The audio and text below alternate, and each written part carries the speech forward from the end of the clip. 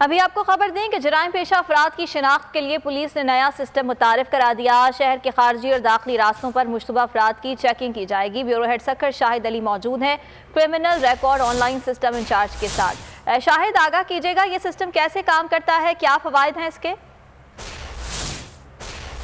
हम SSP office Sukkur में मौजूद हैं, जहां क्रिमिनल रिकॉर्ड मैनेजमेंट सिस्टम, ये वो सिस्टम है जिसके ज़रिए क्रिमिनल्स को पकड़ने के लिए एक नया कदम उठाया गया है। शहर की शाहराहों, रास्तों पर, कौमी शाहराह, दाखिली और खारजी रास्तों पर पुलिस चेकिंग शुरू करती है।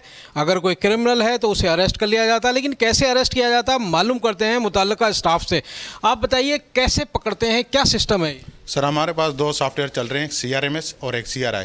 CRMS में हम उसके NIC नाम, बाप के नाम और फादर नेम या उसकी रेजिडेंस डिस्ट्रिक्ट में या उसका गांव जो रेजिडेंस है वो हम लगाते हैं, एंटर करते हैं, उससे भी हमें मिल जाता है।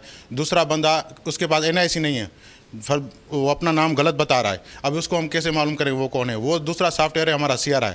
उसका हम थंब इम्प्रेशन उस पर लगाते हैं बायोमेट्रिक डिवाइस पे, अगर उसका रिकॉर्ड होता है तो निकल आ जाता है। और एक और चीज़ है, 1-to-1 सॉफ्टवेयर है। अगर वो बंदा NIC लेके आ रहा है, गला हुआ है, सड़ा हुआ है, हमें पता नहीं है कि ये इसका है या नहीं, उसका NIC नंबर लगा के उसका थंब लगाते हैं, वेरीफाई हो जाता है कि वाकई इसका NIC जेन्युइन है, उससे भी हमें मालूम पड़ जाता है कि ये बंदा जेन्युइन है।